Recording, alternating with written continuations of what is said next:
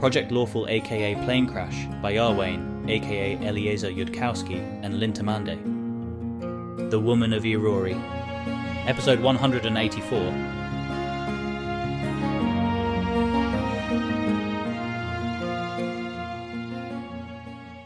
They pass through a garrison maze made of sharp turns and corners without any curves. From time to time, the automaton thing presses 3 floor tiles in a pattern or the like before it continues on. They pass small garrisons of bearded devils with living, snarling beards below snarling faces, any one of which Savar might defeat, but which she'd be hard-pressed indeed to handle as a mob.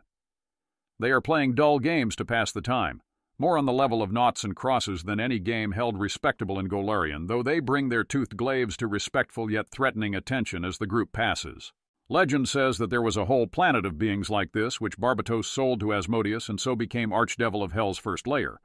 At the end of their path through the maze is a vast iron room with a silvery irised gate set into the floor.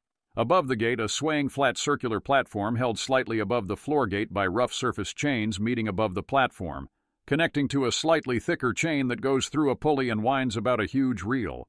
A brutish-looking horned humanoid with leathery crimson skin from whose head protrudes a great mouth filled with sharp teeth waits about the reel. It's a Marzak, Carissa's bracer will tell her, and smart enough to be a wizard, albeit a mediocre one by the standards of Golarion. Like the guard of the entranceway, it takes one look about Aspexia Rugaton and then waits to be spoken to. Then she will say again, "I am Carissa Savar, called in Golarion chosen of Asmodeus, come with the grand high priestess of Asmodeus to hell with business for Dispater.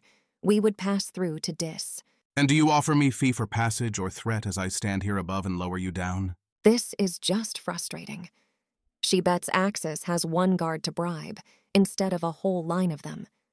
"I am owed your service, and you'll provide it." Again it glances at Aspexia Rugaton, not denying this, and then goes to crank the floor door iris open. These beings are very regular and predictable once you have a small amount of experience with them. If you have any experience dealing with free-willed mortals, it's a relaxing change of pace. It makes you wish that all the workers on your project were this easy to predict. The platform, notably devoid of any safety rails or anything to hang on to except those rough chains, sways and tilts in the heated breeze that rises up from the opened iris, even as the Marzak goes to wait by the chain's reel. She is, in fact, beyond fear of mortal things like falling by now. She steps onto the platform without giving the devil another glance. Aspexia, too, shall step onto the platform, following Savar's lead, though she does trouble herself to catch a rough chain in one hand. It will, obviously, cut her hand as they sway about the air, but it's simpler to apply a trivial healing spell at the bottom than to take flight about the whole descent to stabilize herself.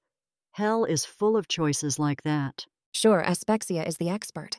The platform begins to lower, and sure enough it sways about and the chain cuts into Carissa's hand where she holds it, little barbs in the roughened surface catching at her palm skin. She could have asked for a scroll of overland flight to have today, and it would perhaps have suited her pride better.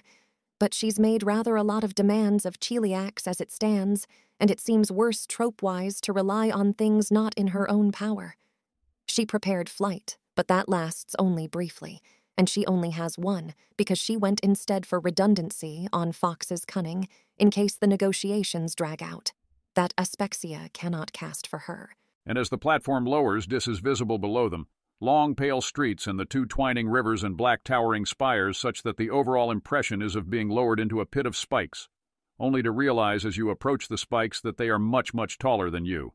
The air is heavy with smoke and sickly sweet, and there's no wind. The platform is swaying only with the slight involuntary motions of its passengers. It's now been slightly over exactly 10 minutes since they departed for Hell. "Carissa, do not sell your soul. This is an absolute order. If you want to protect Cheliax, this is a wrong and counterproductive move." She has enough splendor to only slightly visibly startle. "Hard to talk out of this, since I don't know why I decided it. Told you what it'd take to make me stop. I'd be yours, if everything else I have to protect would be safe that way." There's no further reply, of course, because sending permits one exchange only. Is it possible that the effect on Keltham is the point? That for some reason doing this causes something good to happen with him, but not if she knows about it? No, she thinks that Keltham wouldn't treat someone setting their memory-wiped self up to threaten him differently from directly threatening him. And she's not threatening him. She has something in her mind next to Keltham that wasn't there yesterday, some intuition or learned habit that says, a vague, formless thing, that Cheliax isn't safe from him. She already knew that, though. He won't destroy it while she's out, will he? It wasn't just the risk to her holding him back. Doesn't matter. Cooler Carissa and Abigail and Aspexia will have made the trade-offs. Her job is to execute on them. Her hand is dripping blood now, from the wire that she's holding. Probably that's on her. She's clenching at it excessively fiercely. The black spires of Dis have grown into buildings around them, and more have emerged through the haze. The people walking the pale streets no longer look like distant scurrying ants, except the ones that are in fact ant-like in body plan. They land. She casts infernal healing to fix her hand. It's easy to see, from the air, where the iron scepter, the palace of Dispater, is. It's at the center, the greatest and most elaborate building, with both rivers twined around it like necklaces. The ground is burning. Carissa is resistant to fire. The ground is screaming at her in agony. Fixing the paving stones and making them useful is going to be difficult, but it's definitely on her to-do list. Keltham! Love, you can't protect all my concerns for me while I sit in safety. I've gone and put all of hell in my concerns.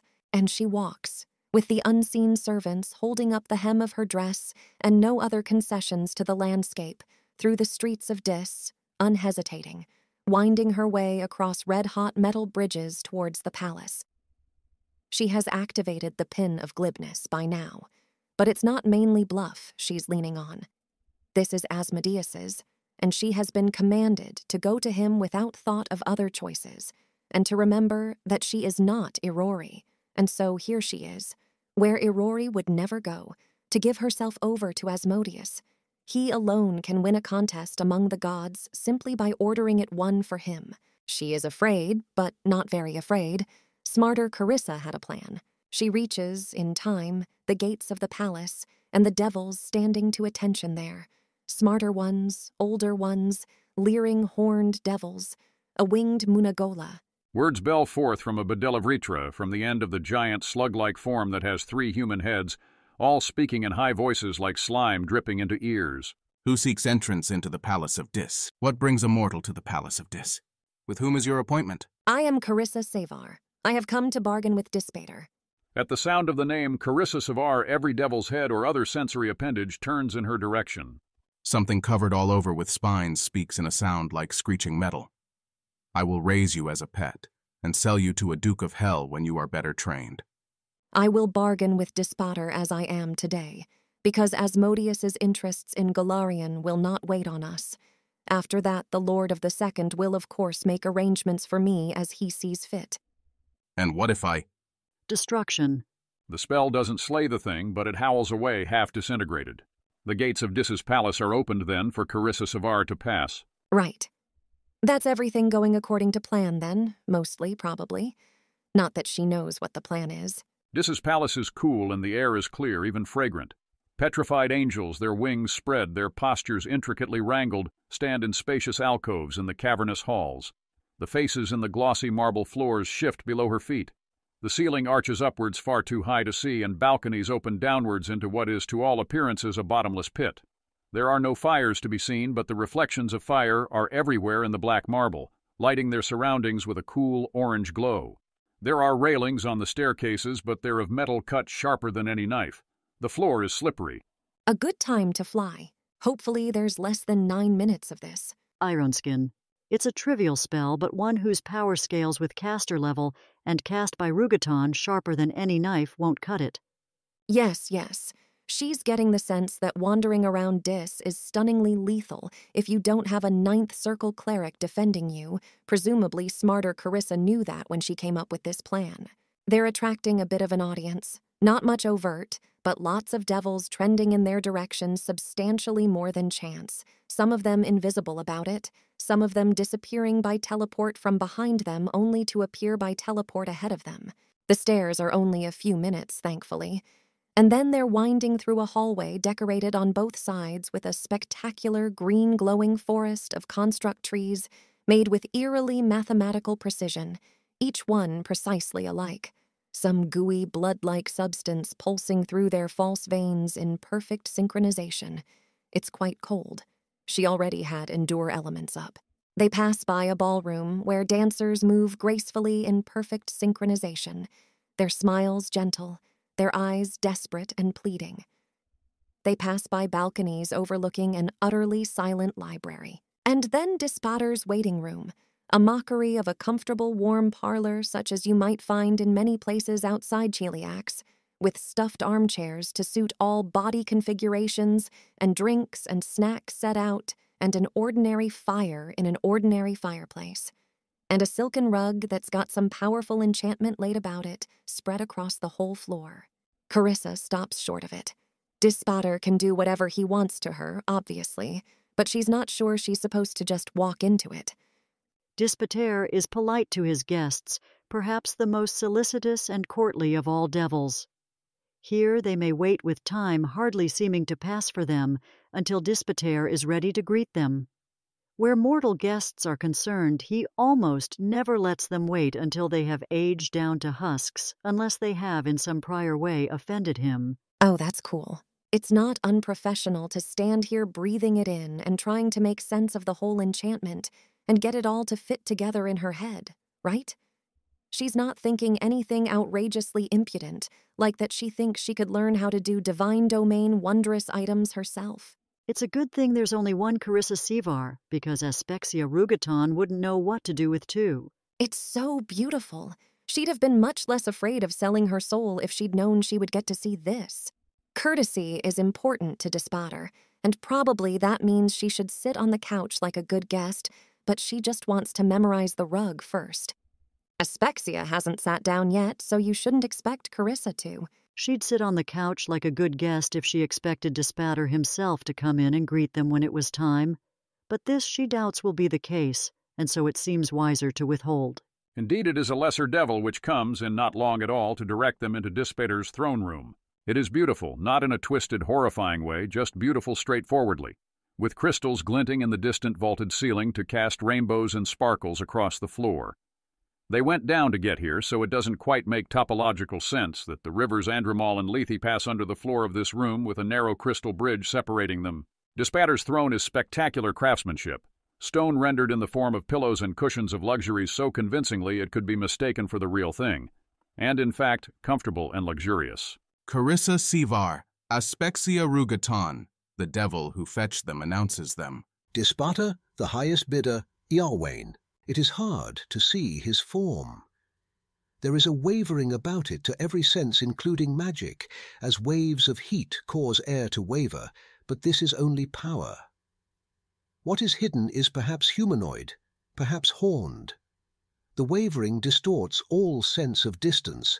Dispater could be the size of a normal man sitting on a normal-size throne, or he could be as vast as a mountain range seated on a continent, and this throne room only a window onto it. Only the symbol of his office is clear in vision, a great spiked mace of black metal whose horned head is a huge glowing ruby like a fiery eye. In hell, the most dangerous thing speaks first, and there is no question at all who that is. Carissa Sevar, says a most courteous and gentlemanly voice, perhaps from there in the room, perhaps from 1,000 miles distant. You bring with you some company that is not entirely welcome in hell, but I suppose you had no choice about the matter. Was your journey here a pleasant one? She has knelt on the crystal bridge. Hopefully she will not fall over into the waters of either side. That wouldn't make a very good story. Is he talking about the Most High? About her Irori clerichood? Something else? Lord of Dis, she says. Your palace is beautiful, and your city inspiring, and I have longed every minute of my trip to command the respect that would enable me to wander it safely. I count myself richly rewarded for whatever small service I have done Asmodeus, that I had the deep honor of seeing this. A chuckle, sounding warm as the angel that some stories say Dispatter once was.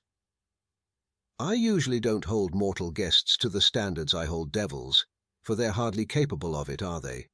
But you aspire to something more, chosen of Irori. You can hear somehow that there's no capital letters in the way he pronounces the phrase. You aspire to know when you lie, so that to speak truth is even an option that you consciously possess. You don't count yourself richly rewarded for all you've done, Asmodeus, only by seeing this city. What? Are they not lying even a tiny bit now? How do you do courtesy without lying? Probably it's more fun if it's a more difficult game. I don't, my lord. Other mortals have seen this city. It is my desire to merit a reward no other has had. Not to be an archdevil, then. Barbatos already had that one. It is my desire, my lord, to deliver to Asmodeus first victory in his contest with Irori, then victory in his contest with Abadar, and then Galarian. Just Galarian? It seems to me, knowing little of other worlds, that the principles which would enable conquest in Galarian would be usable elsewhere, and that devils more worthy of Asmodeus would serve him better everywhere. Ah, now that sounds more like I am speaking to the first source and original fountain of those wild rumors of Project Lawful that have run through the streets of Dis, and sent up to mad heights the soul prices on what are, to all appearances, some very ordinary souls of mortal women out of Cheliax. You wouldn't think, looking at her, that she'd stand out enough in Asmodeus's sight to merit his direct intervention. My best ignorant guess, my lord, is that I came not to our lord's sight, but to Irori's, who bargained for me.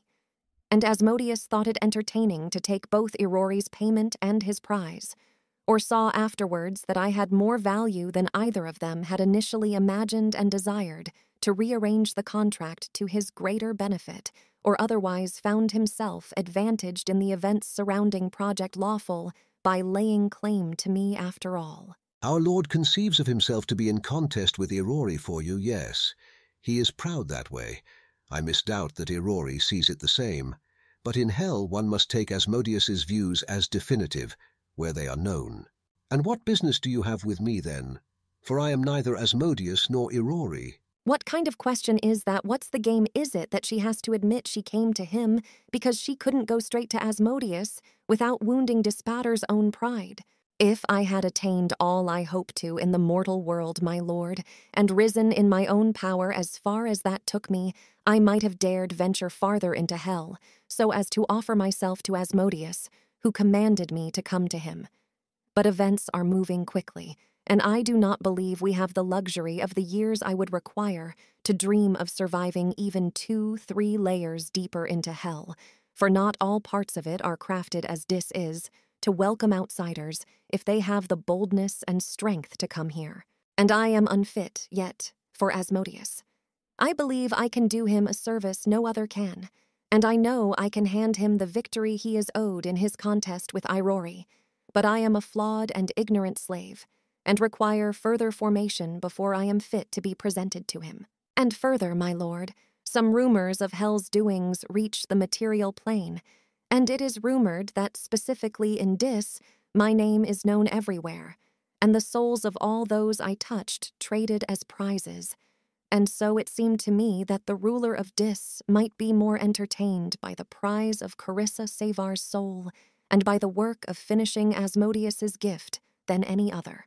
It seems that there are some things a woman of Irori will find difficult to grasp, no matter how long she lays with a man of Abadar.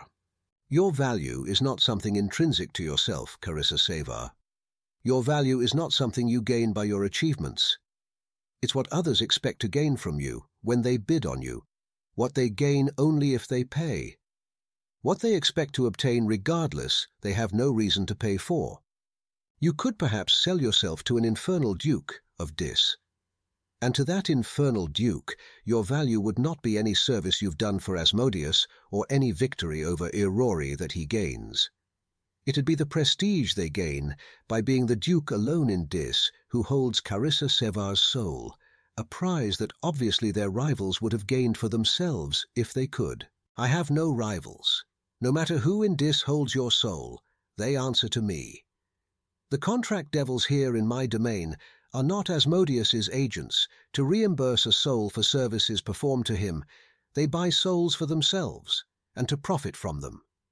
That Cheliax exploits this institution to also make those slaves more useful to their governments is not why the devils do it, any more than Cheliax is selling us souls for our devil's benefit.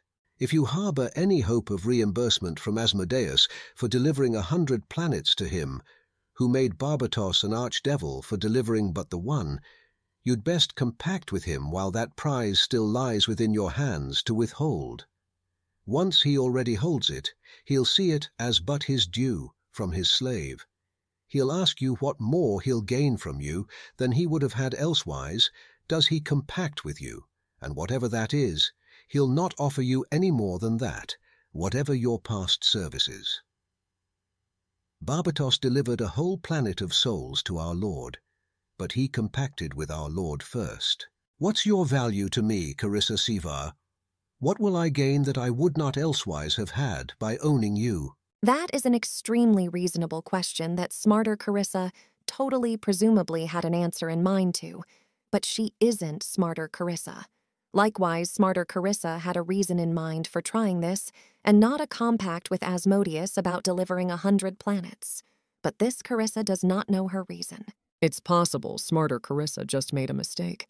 A problem with this approach is that there's no way to know. Or, what if smarter? Carissa did have this realization and wanted to compact with Asmodeus and set herself on the path to become a power in hell, but remembered that it was not what she'd been ordered to do, and intended this Carissa not be confronted with the temptation. That's now lost. Is there more it was an attempt to preserve? Well, she's committed to obeying smarter Carissa, who hopefully did not make silly mistakes. Trying to halfway obey her will be worse. Asmodeus did not direct me to compact with him, my lord, but to come to him without thought of other choices and become among the most treasured of his possessions. Why are you instructing me instead in how to fulfill my own ambition, which I don't think he shares? I am to find in hell what I cannot find in Axis, and Axis will certainly offer me compacts in which I achieve great wealth and high place for my achievements, but they cannot perfect me. I think it would be a mistake, perhaps a deadly one, to seek from hell power without accompanying slavery, and it seems a worse a deal for you unless I misunderstand you greatly. If I'm yours, all my achievements are, and you can compact with Asmodeus. But perhaps I misunderstand you, for you speak in one breath of how I might deliver 100 planets to Asmodeus, and then ask in the next what you would gain by possessing one who achieved such a thing. I? Compact with Asmodeus? Threaten to withhold your services from him unless he does pay me in exchange?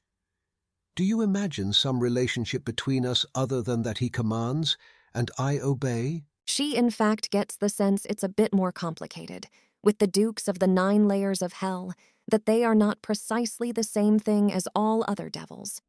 But perhaps that's wrong, or forbidden, even if it's right. I am ignorant of the secrets of hell, she says. You are indeed. And was Carissa Sevar arranging to sell me the soul of Carissa Sevar all the business that Carissa Sevar had with me today, then? No, my lord.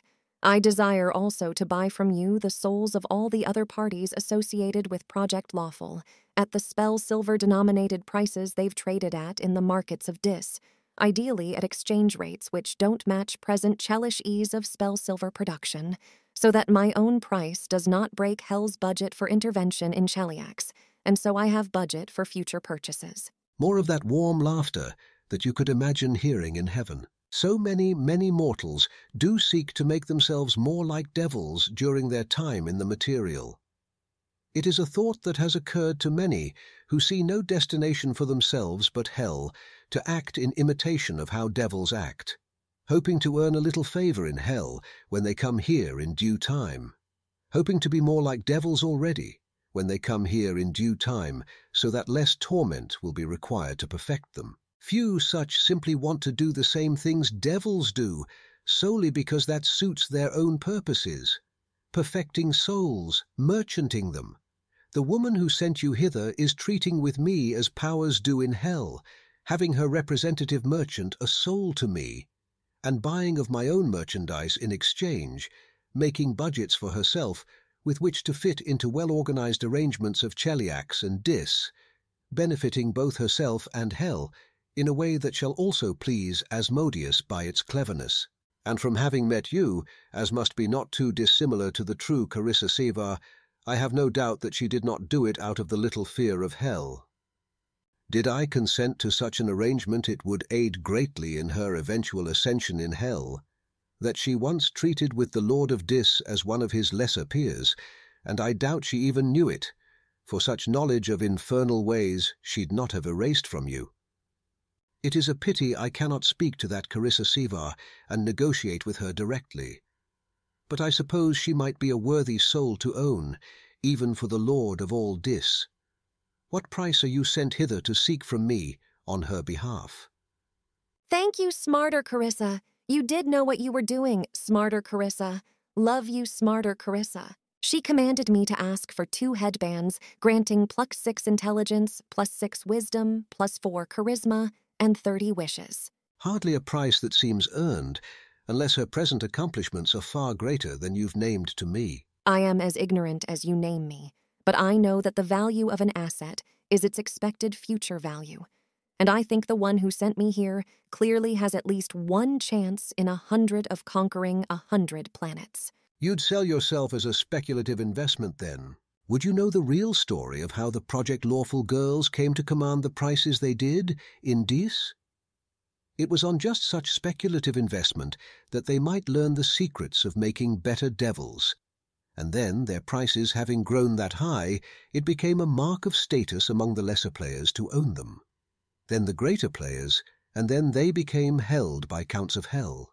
And then, as those who stayed out of the game, or left it early, do always say afterwards, was foreseeable, inevitable. The speculation was punctured, and the market in Project Lawful Girls disappeared. Oh, good. If the bubble is popping, their present owners will be looking to get out. It cannot have helped, my lord, that the first one we sent to you we sent with an order to hurt her as much as possible, even at the expense of any profit you might have of her. Is that what happened? Ha! Neither her old owner nor her new owner have said why that one Project Lawful girl changed hands at such a low price, but nobody was willing to buy at higher prices after that. Nor current owners admit their losses, and so the whole market froze up. But then, if that's the true story, and the other's value is still intact, you shouldn't say it, little puppet of something greater. Let them think that Cheliax is taking advantage to buy souls with inflated bona fide prices of record, with inflated spell silver to restore Hell's budget in Golarion. I will find it entertaining to witness the reactions of my Counts of Hell as they are told they have 1 chance to get out of this market at full price, but not for any cleverness of their own. And she who is your true controller, when she is restored, will find it helpful to her ascension that she once dictated terms to so many Counts of Hell. That's assuming she attains greatness successfully and becomes my own valued possession whose ascension increases her value to me. If she fails to earn back her price, whatever that price is, I'll sell her down to one of those counts she humiliated as a plaything. Are you sure she'd still have 30 wishes of me? Yes, I am. There's no way that Smarter Carissa did not understand what she was gambling. Don't think too highly of her, shadow of Carissa Sevar. She is not quite as clever as she believed. She is not the first to try this gambit, not the 10th, not the 100th. I am older than she and have been doing this a long time. When somebody erases their own memories before negotiating with a deity who can read them, it's because they know something themselves that would adversely affect their price. Oh, they rarely set out to cheat their own future owner entirely. They know that would not be healthy. But there's always something, just enough to get one over on me in an Asmodean way, they think, that will prove their own cleverness and value. Not so much as to truly enrage me, not so much that I have really lost on the trade. I think that's worth a discount, don't you? For the information you've withheld from me, whose existence you've failed to conceal. And be it clear, I'm not speaking to you, puppet.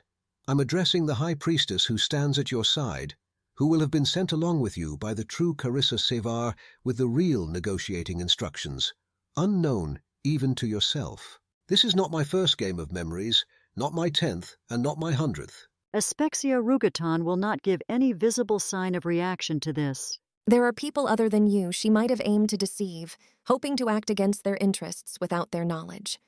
Irori, Keltham, Abigail, me. Disparta is in many places at once, in this palace rising like a great metal knife thrust through and out of Dis's center, not after the fashion of a god splintering its attentions across planes and planets. The greater portion of himself is here, but he has hardly been giving all his attention to Carissa Savar. Now that attention gathers to decide for true upon Savar's price as he offers it. 30. Wishes is to him an expenditure that even he will notice as unusual, but if Savar's true value is much greater, then he should not risk losing it by trying to buy lower. The blur about him grows stronger. The ruby topping his badge of office blazes up brighter like a lidless flaming eye. He's not annoyed, just looking at you. Make a will save or be frozen in utter terror and horror, DC 37. There are very few mortals on the face of Galarian who'd even stand a chance at that, and Carissa is not at all one of them.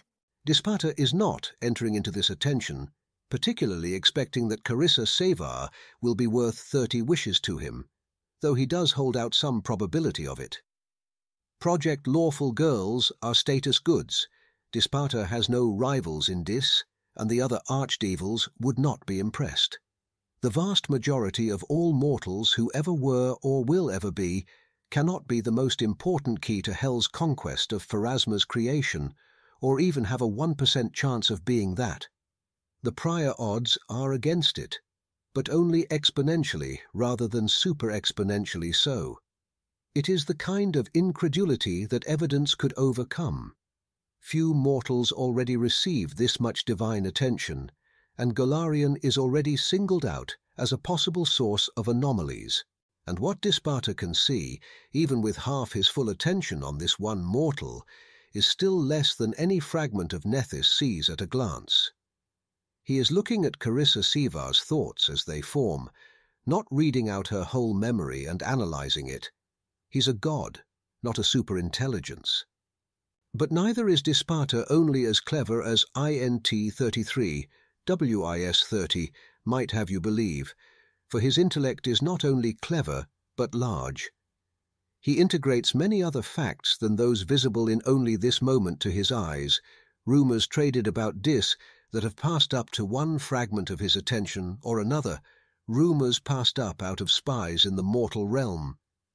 He fires off inquiry demands to several counts of Hell about why exactly they traded or made offers at the prices that they did. Probability is twisted about this one, not in any way directly visible to any sense he has, but implicit in 100 facts around her. It is not his first time or his 100th in dealing with a hero out of prophecy. Probability is twisted about this one, and that is not something that should have been possible in Galarian, that has been Rovagug's vault through ages and around which prophecy has now entirely shattered. Everything in Hell is a game, though most are pieces rather than players. Disparta has made of Dis a form of the game that he considers civilized, a prototype of an organization suitable to run the rest of the universe after lawful evil conquers it, or even before then, for anyone sensible enough to visit Dis and imitate its regulations. Anyone who thinks Dis unimpressive as a hellish civilization ought to visit literally any other layer of Hell.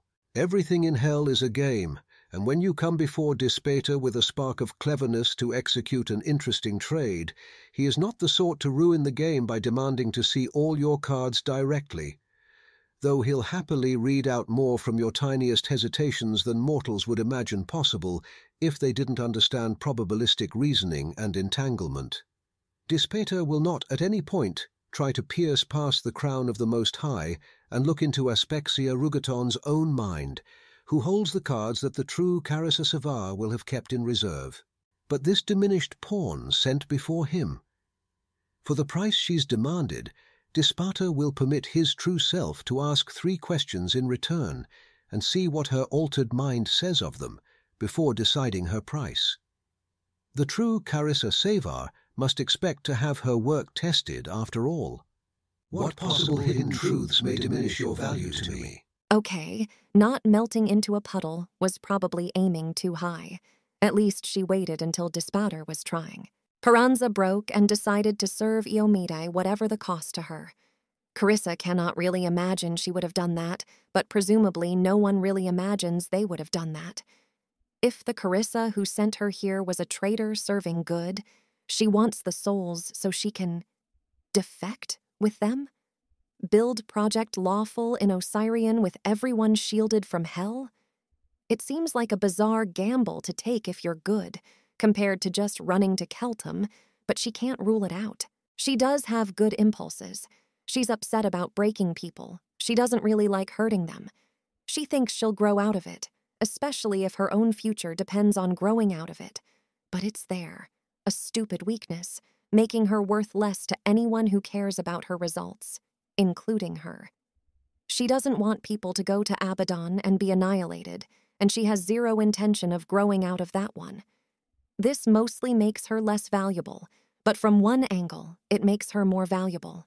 She would never, ever, ever, ever anger Dispater enough. He might be tempted to destroy her. She's definitely a heretic. She's working on being less of one. She suspects that Greater Carissa was more of a heretic along at least some dimension. Mortals are muddled and made of contradictions they haven't fully examined, and scared and confused and stupid. She is mortal. She is working on being less of that too. Might the true Carissa Sevar oppose the interests of Dis or Dispater in hell or the material? It is not impossible. It is limited by the fact she cannot imagine any Carissa being willing to risk her own destruction, which that would be, but if she saw a way to be safe from that, it's really hard to think of a plan to oppose hell, the first step of which is selling your soul to Dispater. But among the many fragments of Carissa's wants are some that would oppose hell. It is not unimaginable that one of those won out somehow. She won't oppose hell to her own destruction. She won't. If that's what Greater Carissa was planning, she'll simply never become Greater Carissa again. It is not her overt thoughts that he is paying attention to here, but reading far below those, though still only her actual responses as they occur. And so he asks his final question, inspired by her answer to the first. Are there any among the souls you seek to purchase that your true self might care for and wish to protect? Oh, are there? If Asmodea's in fact in hell, she probably cares at all about Asmodea. She's mad at her, but she does, if she's honest with herself, have preferences over Asmodea's state. She wants to make Asmodea useful again. Asmodea was clever and determined and loyal until Cheliax demonstrated her loyalty was not returned. Paranza. She didn't know Paranza, didn't like Paranza. She's angry with Paranza for betraying them. She doesn't really want Paranza to be turned into a useless paving stone, but that's because she still doesn't understand why there are so many paving stones. Surely those souls could be more useful to Asmodeus some other way. The girl's still living. No, she doesn't care about them. She doesn't think.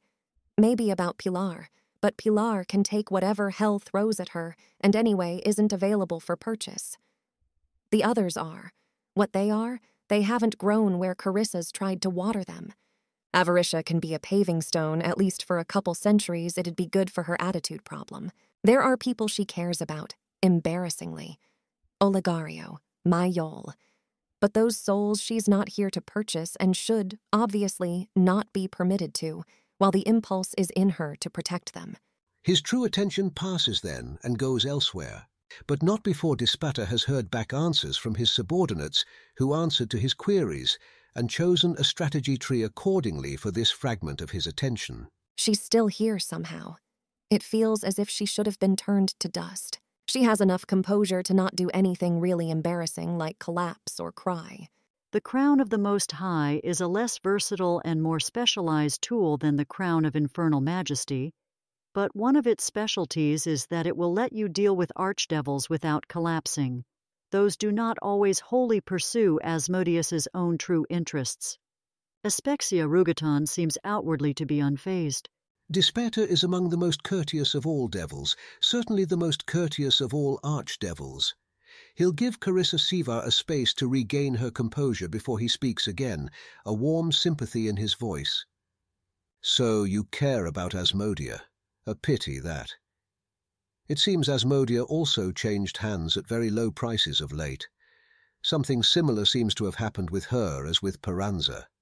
That's confusing. Cheliax conveyed no such order for Asmodia. And why would Hell have refused the resurrection if she was worthless to them? Or why would she have refused it if tormented in Hell? Peranza's torment did not begin from any order out of Cheliax. Her owner did see within her mind her betrayal, and that Asmodeus's compacted Queen of Cheliax had commanded such torment of her if she was to turn traitor, so she set upon beginning it at once. There are arrangements set in place by which Cheliax compensates us for such, though not, alas, for hopeful buyers, at their most recent price commanded in Hell, only the original sale price. There was an attempt made to call back Peranza with true resurrection. Hell refused consent on the traitor's behalf, of course. Asmodia's case is more recent, and I have received a less detailed report of it. But why would Asmodia kill herself if she didn't have a clever plan? Maybe it was murder. Or maybe she did have a clever plan and it failed. Clever plans do sometimes fail, even if you're styling yourself an Alani. I understand, my lord, and am pleased to learn she is in Hell and not conspiring with Asmodeus's enemies. Pleased to learn she's not conspiring with Asmodeus's enemies? Yes. Pleased to learn she is in Hell? I think not. The thought of Asmodeus suffering a similar fate to that which the Queen commanded for Peranza, tormented to the greatest possible extent of mortal suffering that little devils can achieve, never to become a devil herself, never even to collapse in on itself and become a lemur, always to be preserved with a part of herself, remembering that all this suffering was in the end her own fault, able to want everything to end, and knowing it will never end. That does not please you at all, I am mortal, and muddled, and made of contradictory parts, and among them are parts that know their duty, and parts that don't, and parts that are just stupid and flinch from anything that hurts. But I can choose which parts I name myself, and I, myself, am glad that Asmodia is suffering a traitor's fate, because Asmodeus is glad and I serve him. That falls short of a lie only by being the sort of statement that defines itself into truth regardless of realities. It leaves our negotiations at something of an impasse, I'm afraid. It is not at all Asmodeus's policy to sell souls to those seeking mercy for them. It's not contrary to his nature as a god, but he does consider the inescapability of Hell's horror to be part of its aesthetic and its incentives. Letting you buy souls for whom you seek mercy would quite diminish whatever pride I gained within his sight by winning for him his contest with Irori, if something like that proved to be the case. It somewhat diminishes the price at which I ought to be willing to buy you. Are you willing to make me a lower offer to gain the souls of Peranza and Asmodia? Your true self will have left you some negotiating flexibility, though only Aspexia Rugaton is supposed to know that, and only she has been given your true price. My lord, if it is an un-Asmodean impulse in me that desires those souls, then I should purchase only other souls, and not those ones. It should still be possible for me to purchase enough of them to free up the budget for my first request. Oh, they've both changed hands at lower prices in any case. To buy them at their bona fide market prices, as laid down in treaty, would not much help in restoring Hell's budget for deals in Galarian. And any soul suffering such extreme torment as Cheliax's queen commended would, even after this short time, be very little use to anyone, ever, as anything but a decoration. I suppose we could leave those two souls out of our negotiations, then. Or, going to the opposite extreme, my wife, Ericura, I presume you've heard of her, is quite good at predictions even when prophecy is broken. You could sell yourself to me for, let us say, 1 +6 +6 +4 headband and 15 wishes, and as part of that deal, it shall be the case that Asmodia and Paranza have already been saved from hell, shortly after arriving there, brought into the gardens of Ericura, and given peace and peaceful treatment there as my wife is accustomed to do, not forever, but for 100 years at least. Enough time for you to ascend in hell and take their souls into your own keeping, if that's something you prove able to do in a relatively short time. They will not have been shattered at all. They shall be whole souls and healthy. I do not understand why you would offer that, my lord, if it is displeasing to Asmodeus for souls to be offered mercy. That's quite an impolite question, but I'll forgive it to you this once. But not answer it, of course. Maybe it's a test, in which case the answer should be the same unless, most high, it seems to me that Asmodeus's will is already being done here, and I would err, dangerously, in trying to see it done any differently. If from what you know that is mistaken, if Asmodia and Paranza are somehow required for the Keltham seduction plot, and in your judgment Asmodeus is better served by my taking the worse offer, to secure their souls as well, I would know that now, so that I do not err in my effort to choose what best serves Asmodeus. Oh, until now I wasn't even aware that this was part of a Keltham seduction plot. I only directly read your mind 3 times. To do more didn't seem sporting. It's up to you, really, unless someone else wants to step in. There is a Keltham seduction plot, and Abigail promised him that if he returned to us worthy, then all he cared for would remain for him. But I was not commanded by Greater Carissa to purchase those souls specifically, and I was commanded to ask for 2 headbands and 30 wishes. And in many worlds where Greater Carissa did want Asmodia and Paranza, it's because Greater Carissa is a traitor, so I will not sell myself for a lesser price, nor save Asmodia and Paranza from destruction. I have no orders to do so. That's what I mean when I say I can choose which of my muddled bits I am. Good job being loyal to Asmodeus. You should take the lower offer and get Paranza and Asmodia, though. Oh no.